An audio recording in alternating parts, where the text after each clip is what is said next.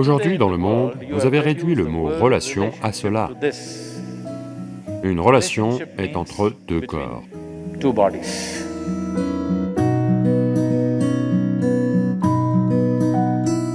Quand vous la basez tellement sur le corps, au bout d'un moment, les gens vont se lasser de vous.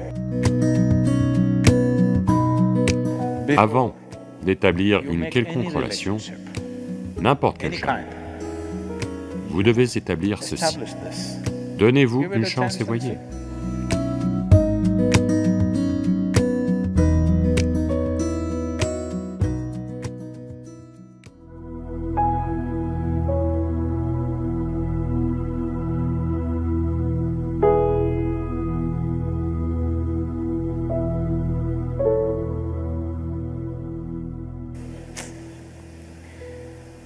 Les gens, malheureusement,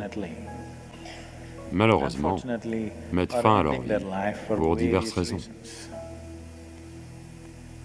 Même les enfants ont commencé à se suicider. Des enfants de moins de 13 ans qui se suicident. Ce n'est pas bon du tout. Mais si des gens mettent fin à leur vie à cause d'une relation, si vous parlez d'un Roméo et d'une Juliette qui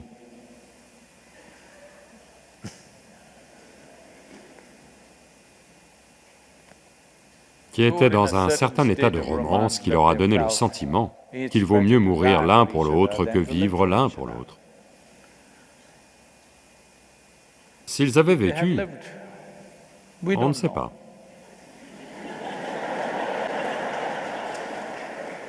Tout ce qui se serait passé.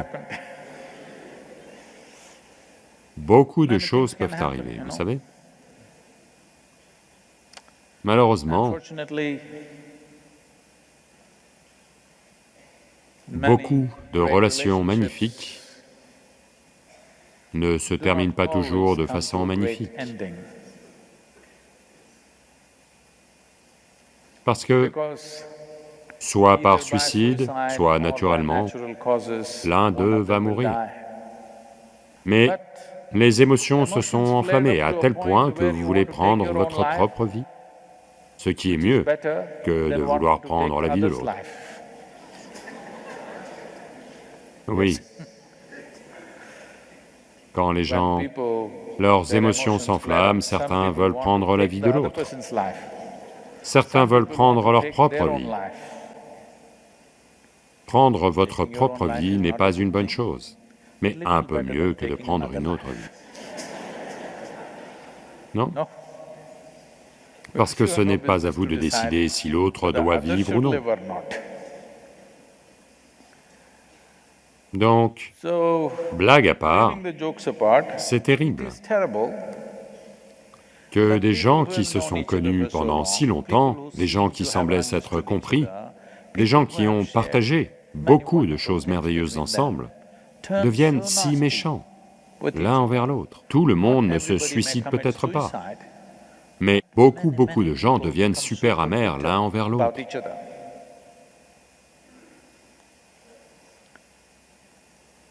C'est parce que, fondamentalement, parce que vous voulez que l'autre vous serve d'une certaine manière.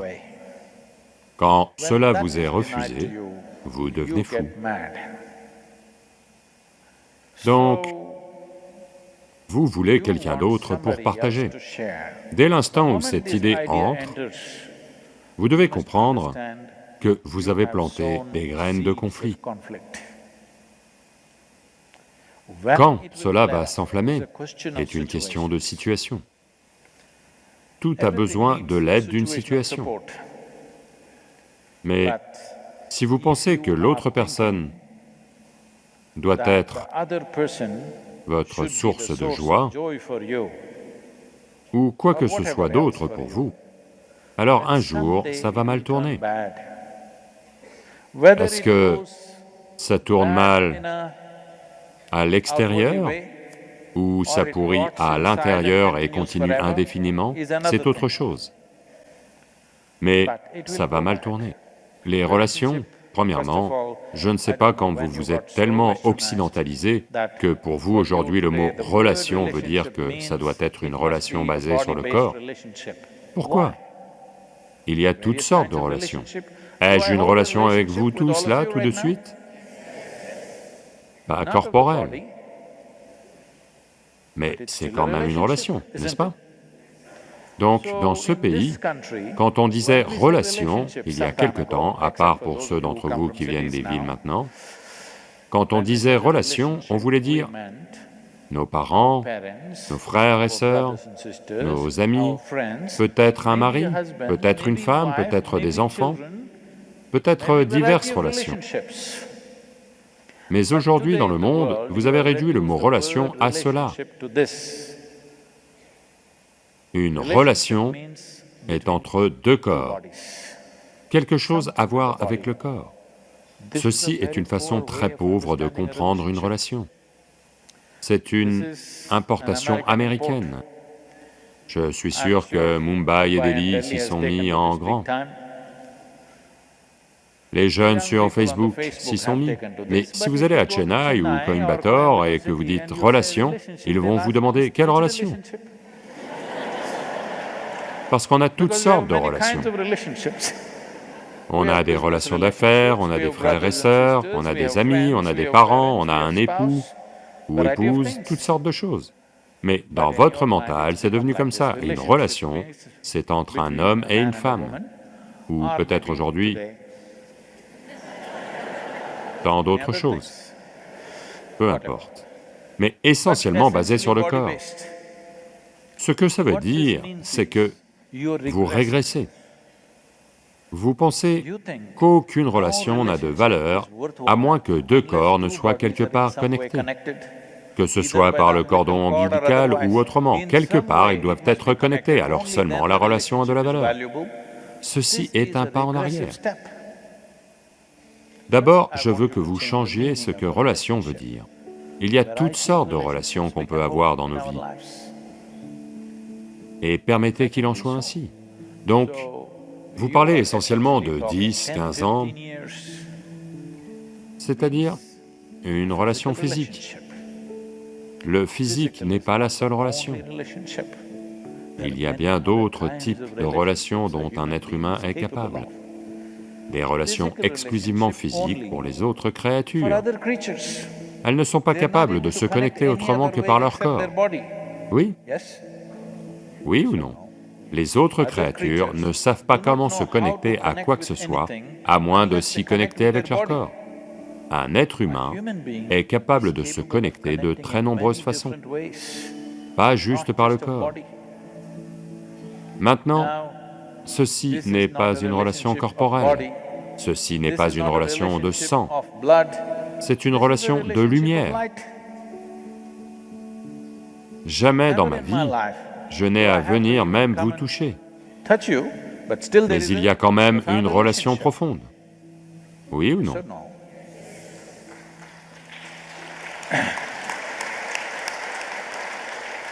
Je ne sais pas combien d'années ça fait que vous êtes ici. J'espère que vous n'allez pas vous suicider à cause de votre relation avec moi. Je suis sûr que non.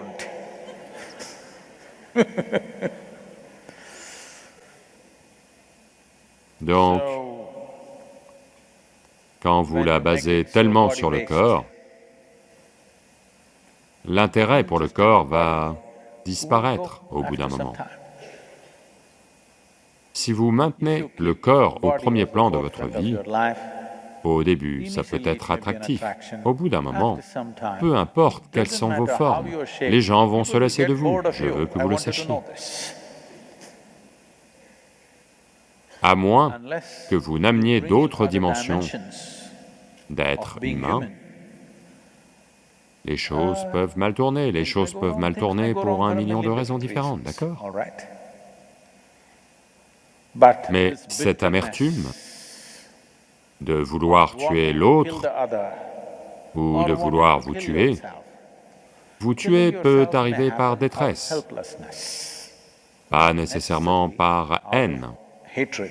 La colère et la détresse peuvent conduire à nous tuer. Pas une chose agréable.